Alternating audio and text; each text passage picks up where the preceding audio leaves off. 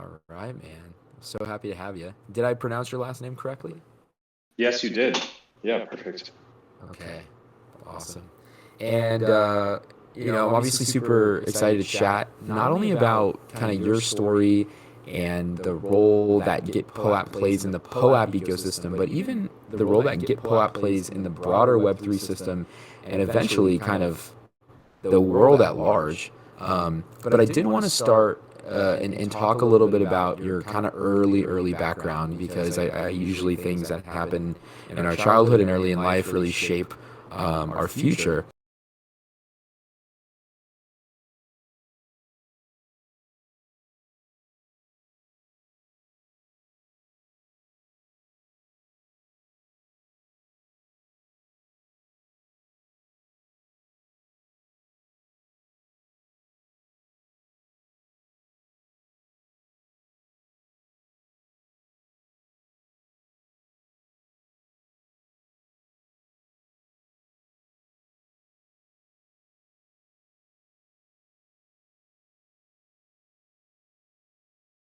To connect with people online, not in person, which is like a novel concept, especially like asynchronously through like email and things. Of course, like phones existed when I was super young.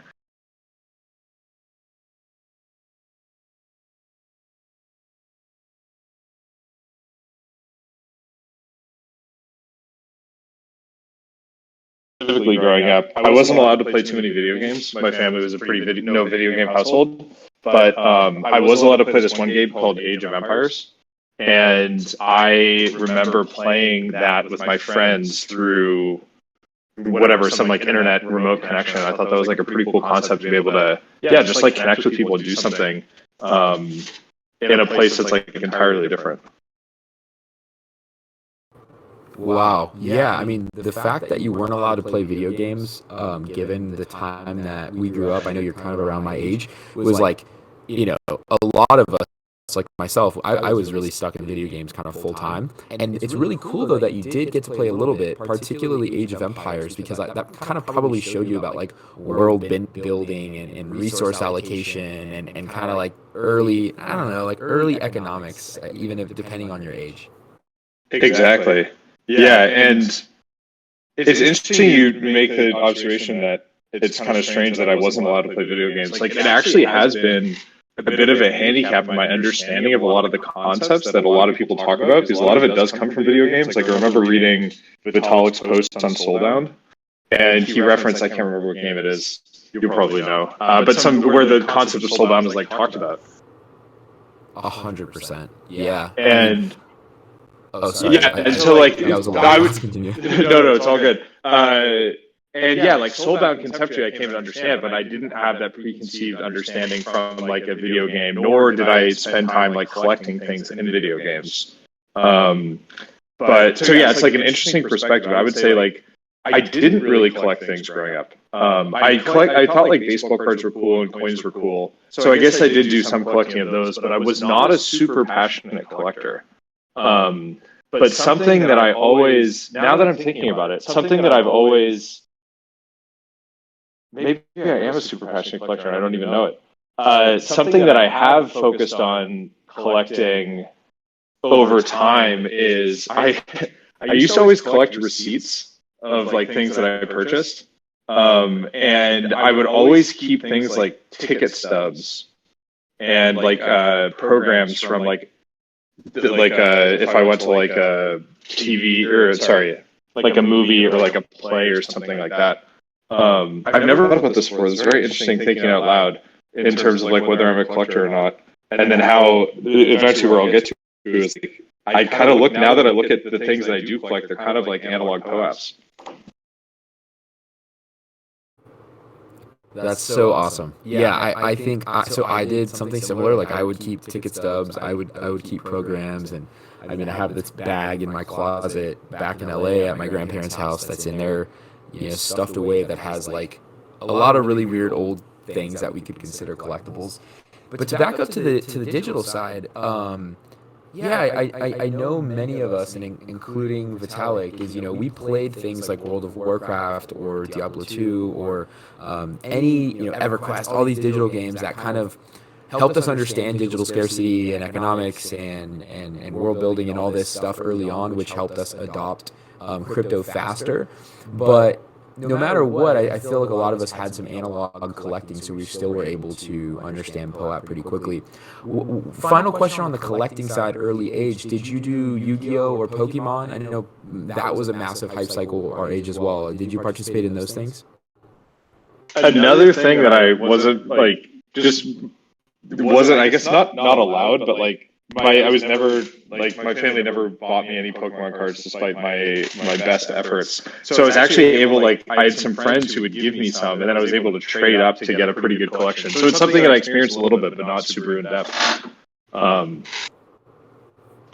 Well, so it sounds like you still worked on those bartering skills and understood, at least, you got your hands on some. So good job. You were pushing through in the market early on. Exactly. So that's awesome. Thanks for that background. I sort of knew you grew up in SoCal, but then I know you moved off the East Coast, so I wasn't 100% sure. So you went to St. Margaret's Episcopal School. Any major memories that stuck out there that helped shape your kind of early life growing up? Maybe what inspired you in Web3? Just whether it's about GitPOAP or not, just your life that has helped shape you from your Episcopal school.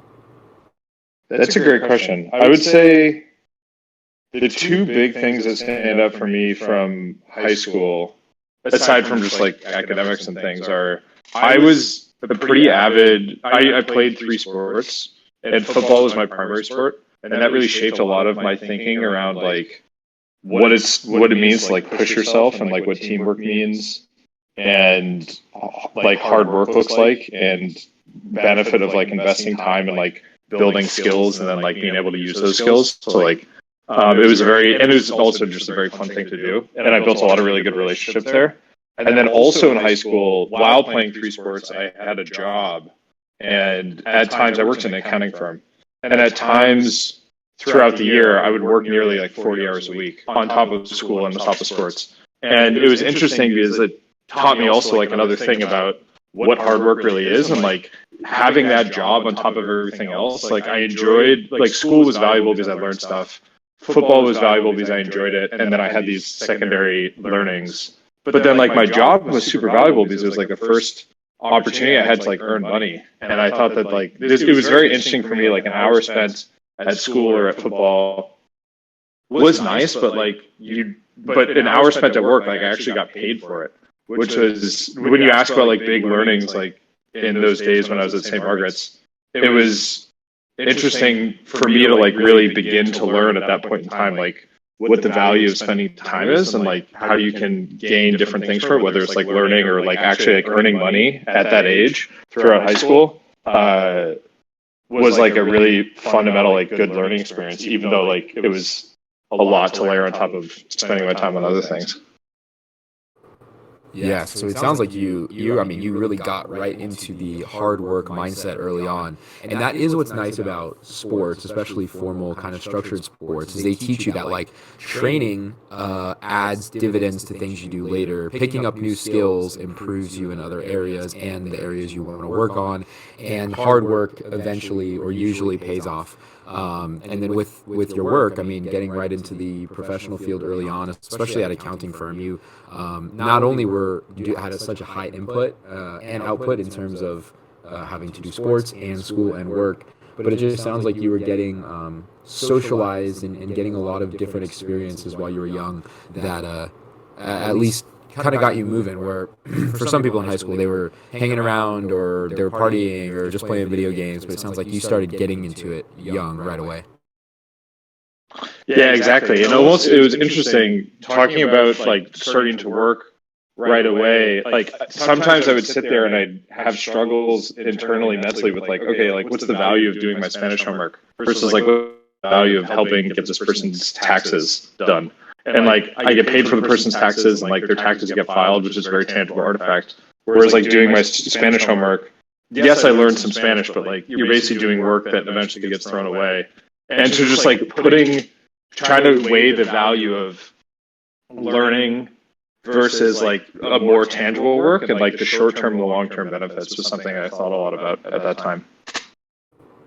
Awesome. Yeah, it really sounds like your critical thinking skills were engaged young. I can say that when I was in high school, I was not thinking in the way you were, or at least the way you presented. So good job to you. And then you moved on to Columbia College. Any memorable moments there that have kind of shaped your thinking? And I have a cool little knick-knack that I'm going to pull from your time at Columbia as well. Sounds good. Excited to hear what that is.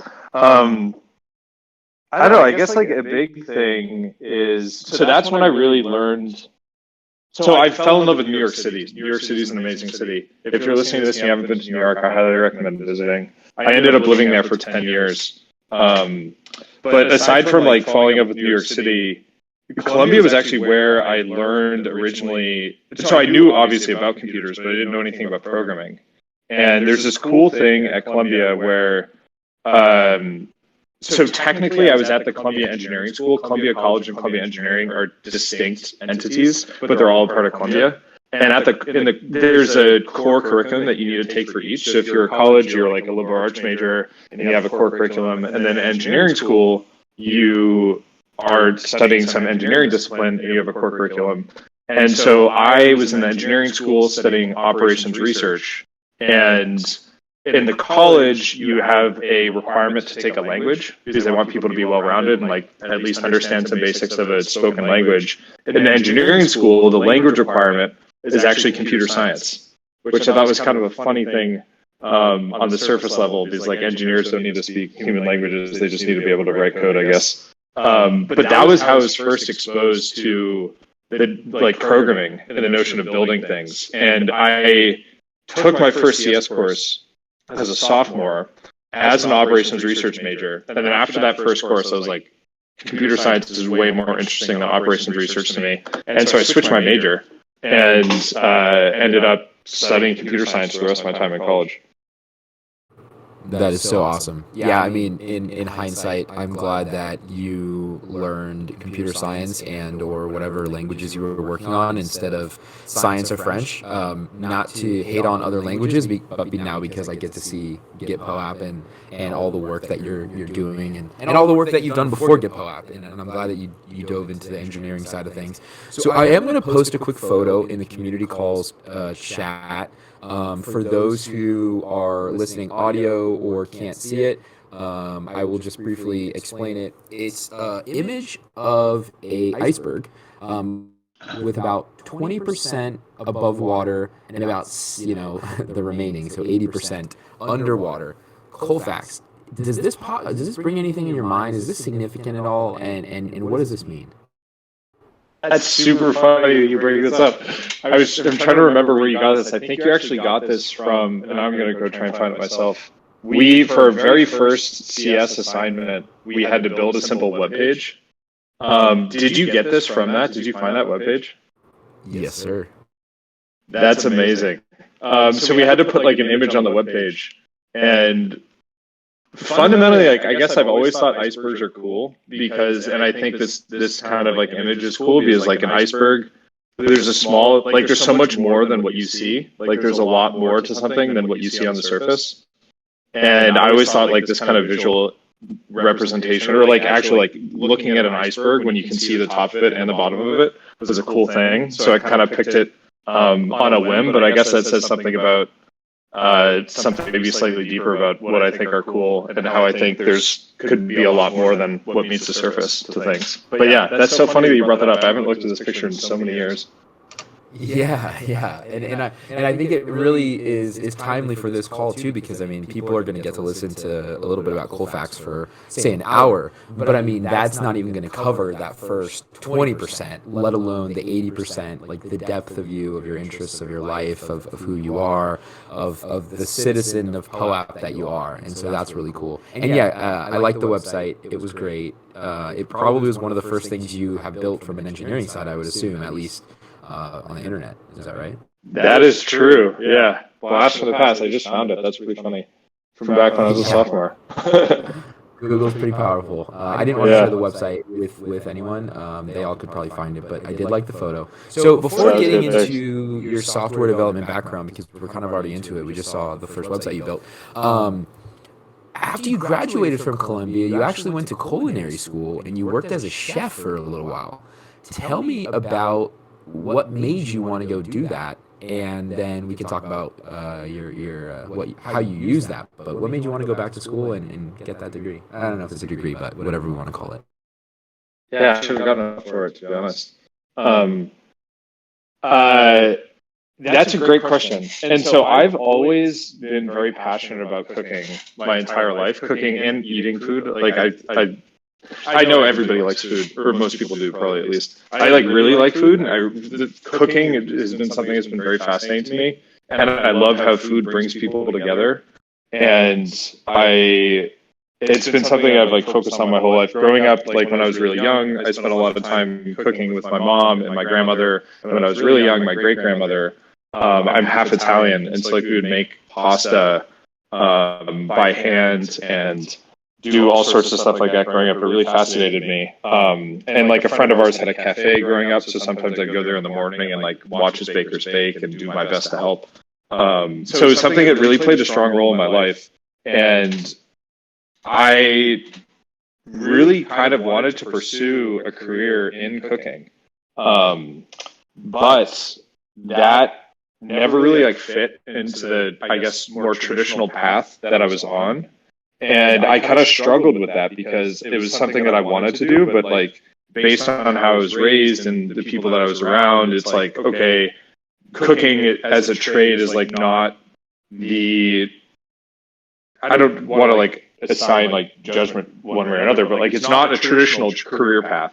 Especially amongst like my peers and things like that. It's like go to high school, go to college, learn a more like a skill like there, and then go get like a job doing something that's not that's I guess more of like a corporate job. It's like where most of my friends were on the path of, and like were the path that I was like kind of laid out for me.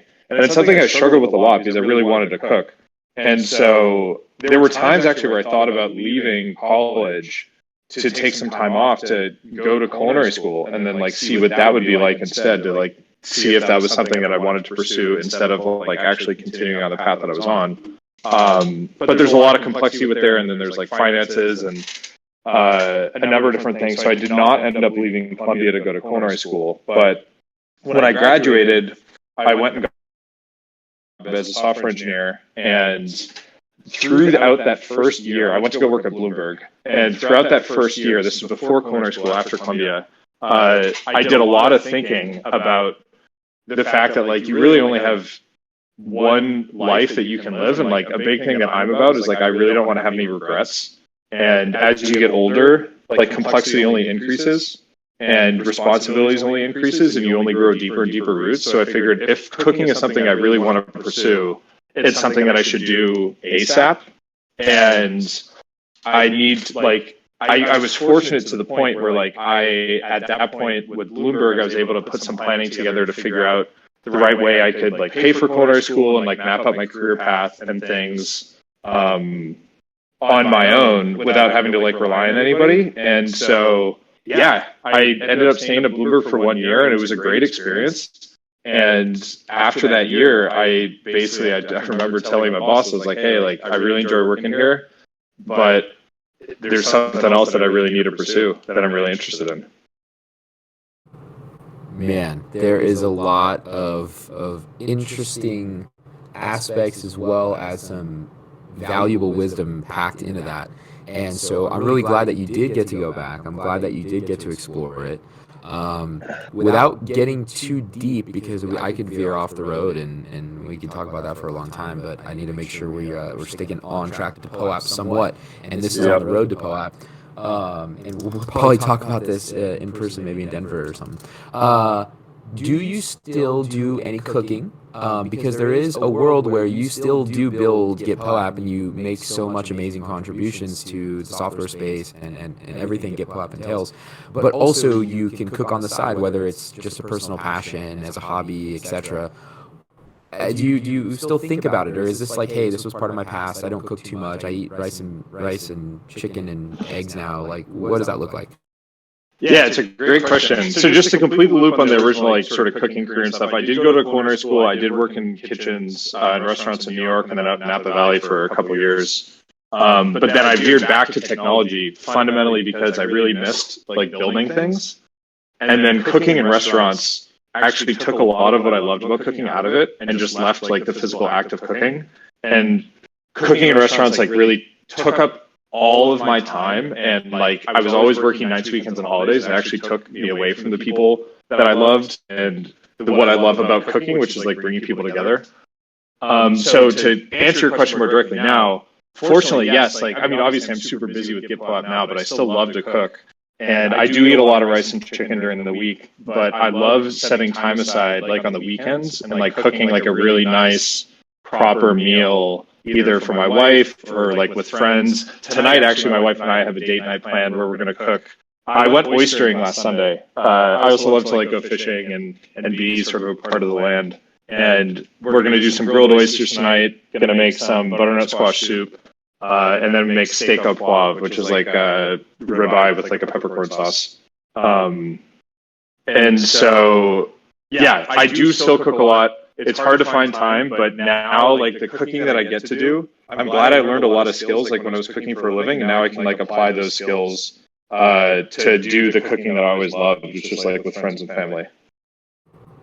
Wow, awesome. That really is full circle. And it does sound like all the things that you loved about cooking, not all those things or the key things were involved in the cooking career. And you still can make amazing food, you still can spend time with family, and now you're still building stuff. So quick pit stop before we get into GitPOAP. When you worked as a culinary software engineer, this is, it's almost like, hey, I'm done being a chef and I'm getting back into engineering. And you had this temporary period of culinary software engineering. Anything you really learned there? You're obviously a unique animal because you literally were a culinary software engineer. I don't even know what that is. And then we'll get into GitPOAP.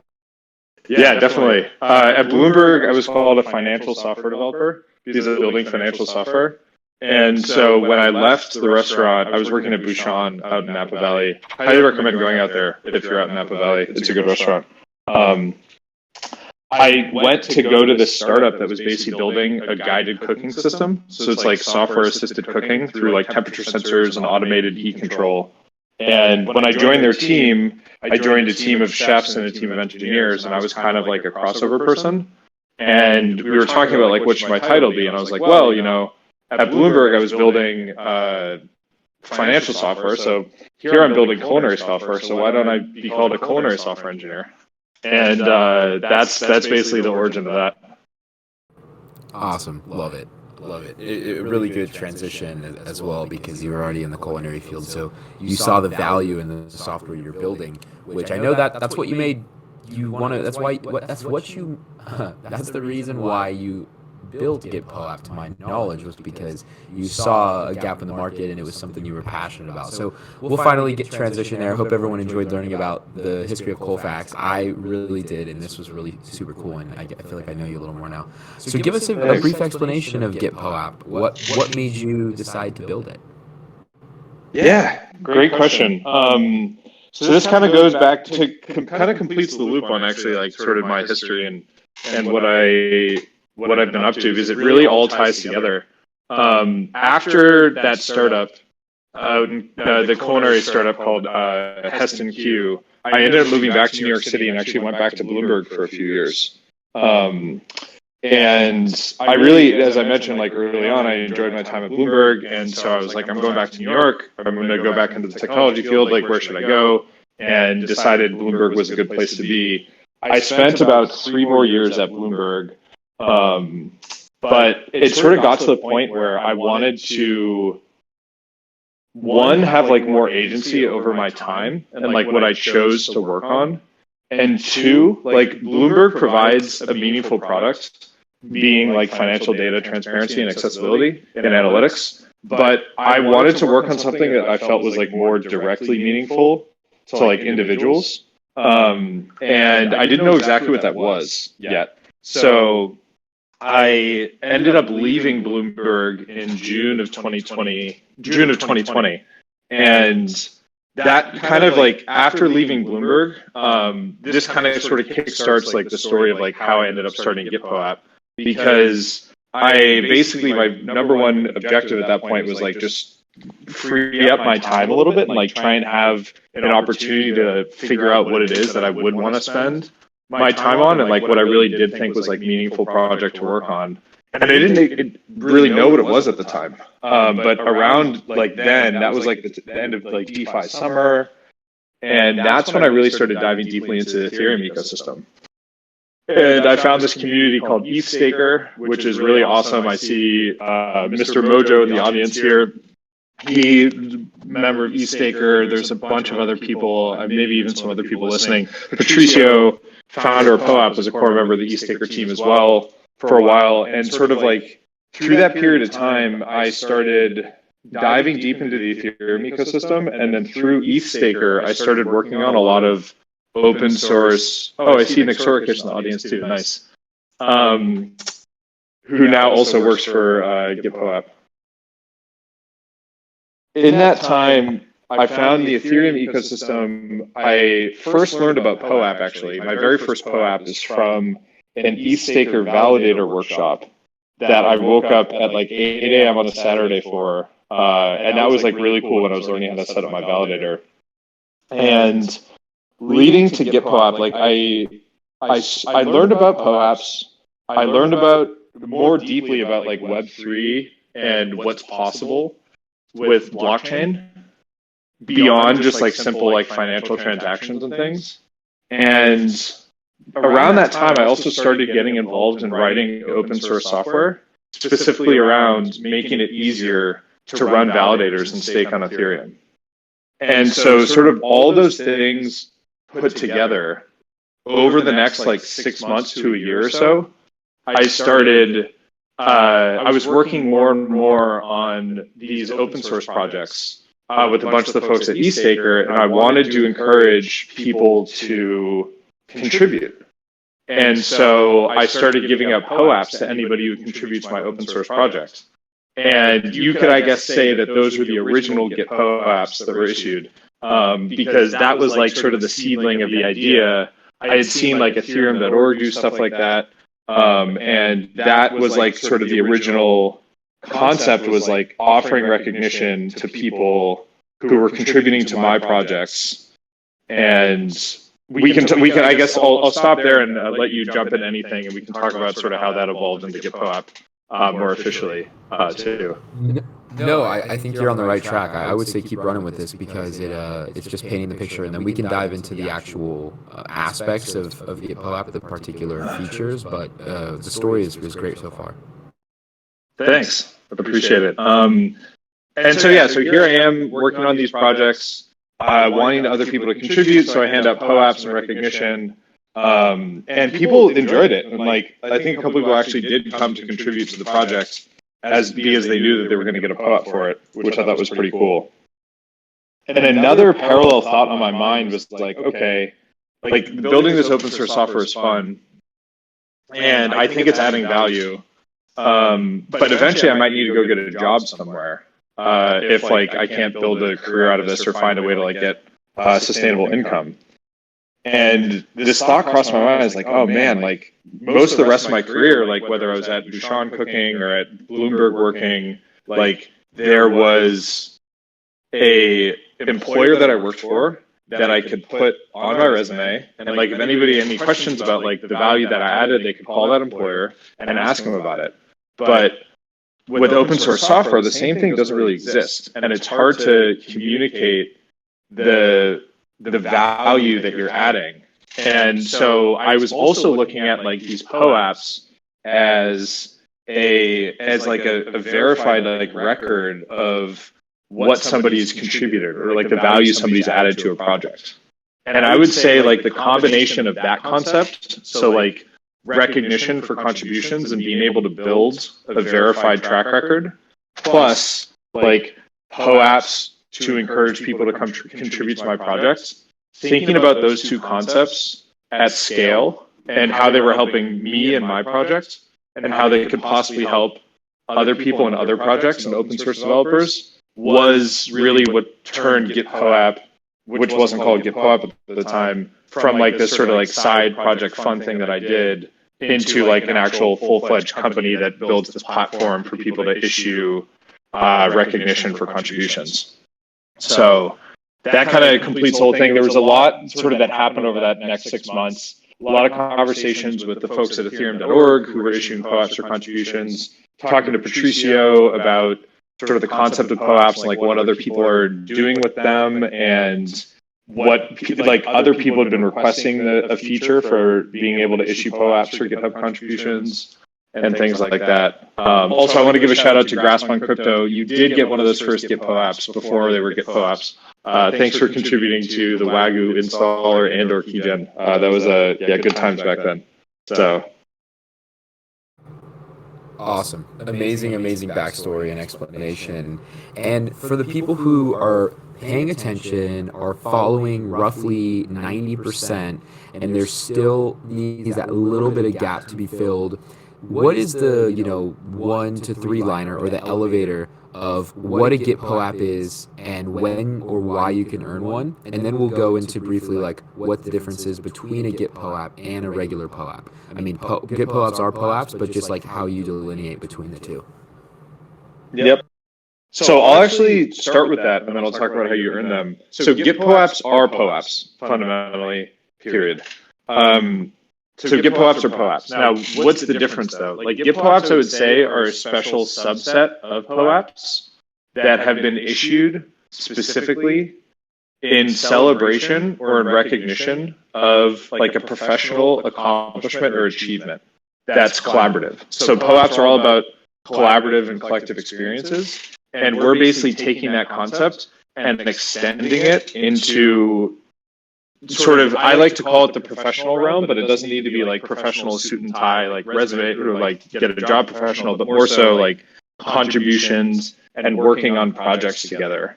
And so that's basically what GitPOAP is it's a platform for offering recognition and distributing POAPs in recognition and in celebration of collaborative contributions and accomplishments. Amazing. Yeah, I mean this I'm so glad that this tool or primitive now exists because, early on in my career and even now, and it goes back to what you were saying about how culinary arts or working as a chef is not the same career path that feels traditional nowadays. Most of us work as knowledge workers. Most of our output is going into a computer or a digital technology of sorts. And a lot of what we do is hard to be measured, and particularly like if you complete a massive project or you ship some amazing software, etc., those things are hard to track in terms of accomplishments, and there's no standard measurement. And I really like GitPOAPs where the accomplishments you make, particularly collaborative ones, in the call it professional world or knowledge worker world, etc., now can be represented and more easily communicated, and it's literally like we're building. It's not a resume. It's a new thing that might sit next to a resume, and it's just so wonderful that you guys are building that because it's something that I've wanted for a while, and I'm glad it exists now, and it's only logical that it's built on top of POAP. Thanks. Yeah, I'm really excited about the potential too. I think there's a lot of interesting components here, and I'll just throw some out there. And then we definitely meant to be a conversation, but a couple interesting things I think are like one, recognition as an end is really valuable. So like properly recognizing people for the work that they've done is a good thing. Even then that can come in many different forms. Like that can come in the form of like giving somebody, just saying thank you to somebody or writing them a letter or giving them a piece of swag, or it can come in the form of giving them a POAP. And that as an end is very valuable. But then the derivative of that when you use something like POAP is now you have this like verified record of who was participating in this collaborative effort. And you can do other interesting things with that. So the simple thing that you can do is like with POAPs, like you can do a raffle to everybody who participated in that effort. You can't really do that if you gave out like a coffee mug, a branded coffee mug to everybody. And so that's like basic fundamental building blocks. There's so much more you could do with it. You could do raffles. You could create gated discussion rooms, chats. You could. I think there's interesting implications in the future for funding projects. So if you wanted to fund a project, now you have like an accurate record of who's contributed to the project. So you can actually just go fund the developers and the other contributors directly. And so I think there's like a lot of layers to this. One, recognition on its own is a valuable thing. And then two, the utility that can come from a verified record of contribution. And like talking about POAP more specifically, like a lot of this utility comes from the fact that we're building on POAP. And the POAP ecosystem is a very like elaborate and like big and vibrant ecosystem of people that are using these digital collectibles to distribute to people and as like attestations of things that they've done. And so by building on top of POAP, we instantly got all the benefits of the understanding of what holding a POAP is and the integrations with all the tools, like, for example, the raffle tool, POAP Fund, and all these other things. So early on, like it was really a no-brainer to build GitPOAP on top of POAP because you could do recognition outside of POAP. You could do verified sort of like attestations outside of POAP, but the POAP ecosystem was a very strong pull to like actually build within the POAP ecosystem as opposed to like trying to build our own ecosystem.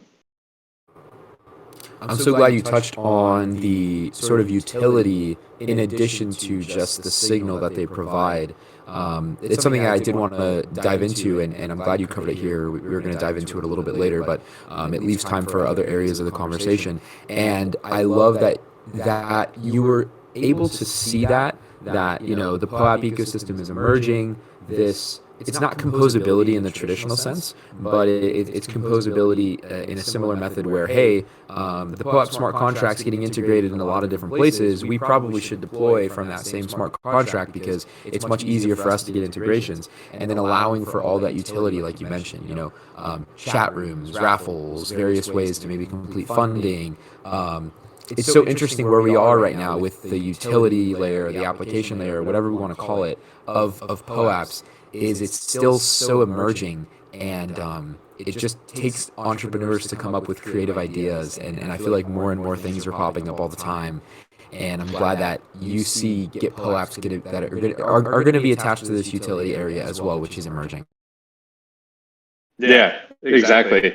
And I think, talking even like just you're saying, there's kind of three components to it. There's recognition, then there's like reputation, and then there also is utility. And there's just so much that comes with it. Like I even learn new things and like come up with new ideas and learn new ideas from people about what we can do with POAPs and GitPOAPs.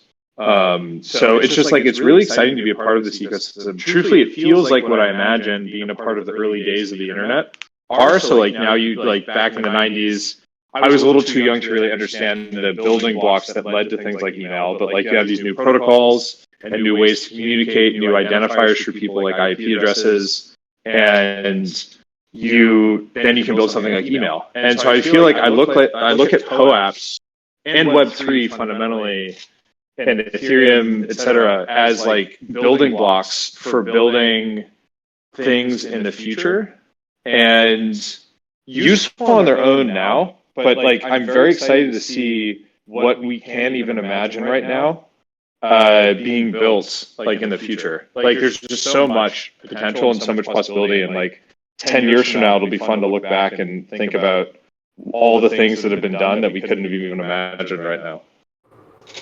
I really echo that as well. I grew up early enough to see the emergence of the internet, but for me personally, only through like graphical user interfaces and early graphical user interfaces, but to not understand the protocols and the technologies that was living behind it, and to now see that we're at a place where some of these technologies are still early, like the proof of attendance protocol or the Ethereum blockchain, but how they could be embedded and weaved into new fabrics of society and just live in the back end. And it's happening very rapidly because of the maturity of design and UX and product and engineering. So super excited. I have yet to even sit down and think in that like longer, grander vision, but I definitely can see it. So one thing that's super important with POAP and what makes POAP unique from any other digital collectible or most other digital collectibles, I'd say 99%, is that there's a curation process.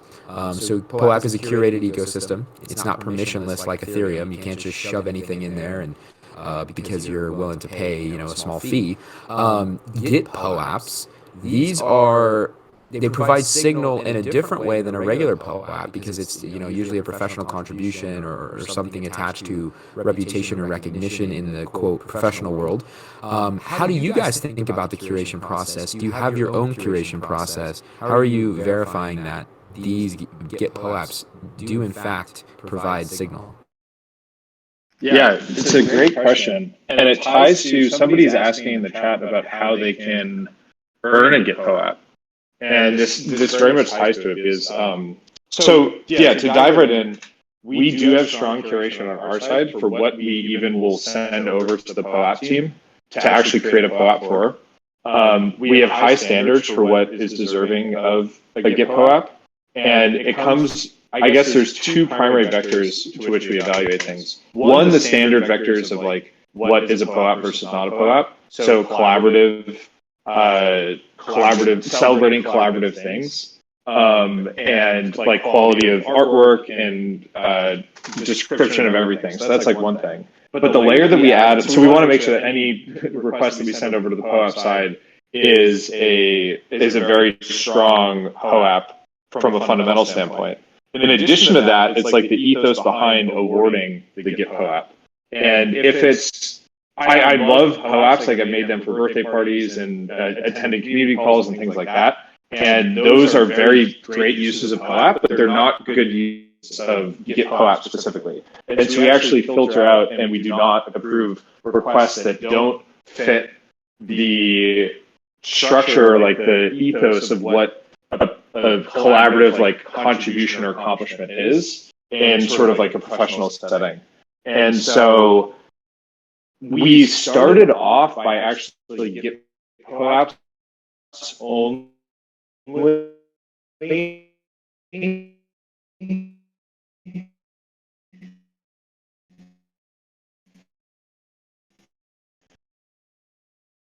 are on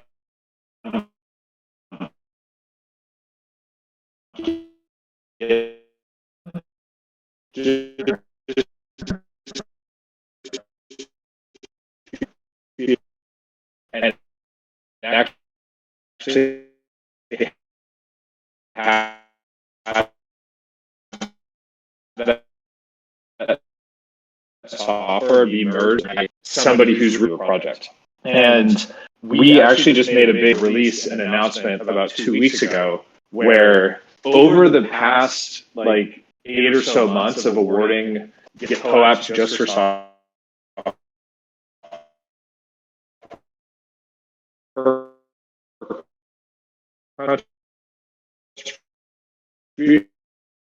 ability for people to create a GitPOAP and award it to an ad hoc set of recipients based on either their GitHub username, their Ethereum address, or actually their email address. And so now people can offer and get recognition for any type of contribution that they're doing to a project, not just software. But going back to your original question about curation, it creates a challenge around curation, like how do we actually make sure that the quality stays high? And it's so we manually review and scrutinize we're calling them custom GitPOAPs to distinguish between GitPOAPs as people as they know them today, although they all are GitPOAPs, which all are POAPs at the end of the day. But for custom GitPOAPs, the request and we actually do all the same validation. We really make sure that the GitPOAP is representing a valuable contribution to projects. Some examples that we've already seen coming in are like Ledger, for example, the hardware wallet company has been releasing them has been awarding GitPOAPs for their recent software releases of Ledger Live. I will bring it up right now and share it in the chat. It's pretty cool to see this. And yeah, so I guess that's sort of like a bit of a view on how we're thinking about curation. Awesome. Yeah, I think you even helped educate the audience of who might not have been too familiar with the POAP curation process. And so GitPOAPs really go through, if I was to simplify it, there's like two levels. First, they need to get through GitPOAP's curation process, which is it needs to make sure it fits the ethos. It needs to make sure it's a contribution in a professional setting, roughly. And then it would also get sent to the POAP curation body after, which we have our own issuer guidelines laid out, et cetera, et cetera. And so that's what makes me really, really appreciate GitPOAPs, because they're like super high signal where, I issue POAPs for a lot of memories, like even like dumb inside jokes with my friends that we just really want to remember because they are great and funny. But GitPOAPs are just a different signal entirely, and I really love it. Now, looking at custom GitPOAPs, I'm so glad that you guys have enabled this, because me as a person who works, I am a knowledge worker. I do feel that I contribute to the professional world, but I don't write code, and I barely have a GitHub. I only made a GitHub to contribute to Gitcoin grants, and it's not used at all. I'm happy that you guys have now found a way to reward many more or all professional contributors who are not just on GitHub, and I guess it opens up, it's not an attack vector, but I mean, it is an attack vector. It opens up a whole new rabbit out of a hat, because now you guys have to curate these custom GitPOAPs, where before you were doing it through GitHub as kind of code contributions. And now you have this whole new animal. How are you thinking about custom GitPOAPs? Do you think that most of the volume of GitPOAPs will be custom GitPOAPs over time? Like, how are you thinking about that? Like the difference between your traditional ones versus these new custom ones? Yeah, it's a great question. And I can't predict the future, but the thought process we have is people who know how to write code and who are writing code for projects, even open source projects, only make up a subset of the total contributors. And I think on a given project, you'll have maybe a higher proportion of people that are writing code or a lower proportion of people writing code. And the broader vision of GitPOAP is recognition for your contributions in general, not just software. And so we're heavily focused on software and heavily focused on open source software right now, because that's the community that I was inspired and came from and want to support. But as we have more and more conversations with different types of organizations and projects, a lot of them have contributions that aren't as heavily concentrated in software. And I imagine over time, we'll see a trend of like GitPOAPs being rewarded for many different types of contributions. And I imagine software will become a minority at some point. So I guess, I hope that kind of answers your question. Yeah, that really does. Thank you. So, as you mentioned, you having conversations with all these different teams or projects or repos has opened your mind even more, and that's why you guys wanted to enable custom GitPOAPs. I'm sure you already had it in the vision originally, just being familiar. What are some of your favorite projects or repos that you've worked with? Because I know you guys, in my opinion, have a lot of flex or not flex in a word, a lot of cool names, a lot of big names who you guys have worked with. And then how do you see yourself expanding outside of Web3? Because GitPOAP very quickly is becoming the place to go if you want to reward your contributors. I mean, it's either you know or you don't know, and eventually you're going to know. But the people outside of Web3, they really don't know. Is there a certain beachhead market out there or certain communities you think would adopt GitPOAP next? I assume you might say open source, but so flex some of those people who use GitPOAP, and who are the next people to use it? Cool. Yeah, good questions. First, I'm going to highlight, so one, obviously this is probably obvious after hearing me talk, but Ethereum.org is one of our passionate sort of power users, I guess. I'm going to highlight the Ethereum.org 2022 GitPOAP. It's actually one of my favorite designs too. I think it's particularly nice. And it's very, if you go to ethereum.org, you can definitely tell that it's like evocative of the branding and like very parallel with the site. I love working with them. We have so many awesome projects that we're supporting now. I'm just sort of looking at our most minted GitPOAPs up here. Oh, we did a really fun GitPOAP for the Ethereum merge. So, of course, my interest in staking and being in the e-staker community, I care a lot about Ethereum and the infrastructure and the merge. And that was such a huge milestone that so many people contributed to, whether it be researchers or code or education, community, etc. And so we awarded a GitPOAP to, I think the eligibility list is like 250 or so people. Nick Sorokish in the audience is spearheaded putting that list together. And this one, I really like this design as well. This one represents... is very important. Yeah. It's definitely important on the whole, because these are like collectibles that represent that you earned with your like blood, sweat, and tears. And so it's important for us to make sure that they're nice. This one we actually did through POAPathon. And the user Picus won the POAPathon bounty. And I think it's pretty cool with like the panda being the symbol of the merge and like the panda sort of looking relaxed there and like looking back at all the work that was done. I think that's pretty cool. A couple other awesome users to highlight. We recently onboarded Dune Analytics for their Spellbook repo.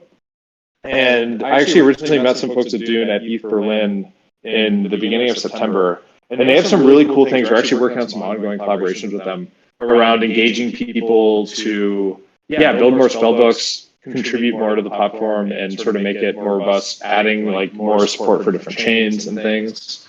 So really excited about working with them. Hard Hat has been early supporters from the very beginning. Patricio over on the Hard Hat team is I guess I could call him a good friend now, and he has been really supportive of us from early on. They're early users of some of our new features, like our tagging bot. We have a GitHub bot where you can actually tag people ad hoc on GitHub. He was one of the first people to use that. And OpenZeppelin also is right up there with them. Yearn. Really awesome projects. The last one I see that on the most minted is the Lenster. There's a lot of stuff going on in the Lens community.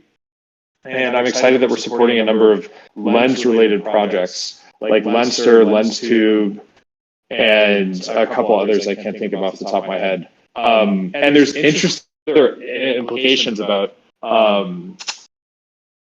GitPOAPs and how they could play a role on the Lens platform, which we won't go into now. But I guess, those are some highlights of existing users.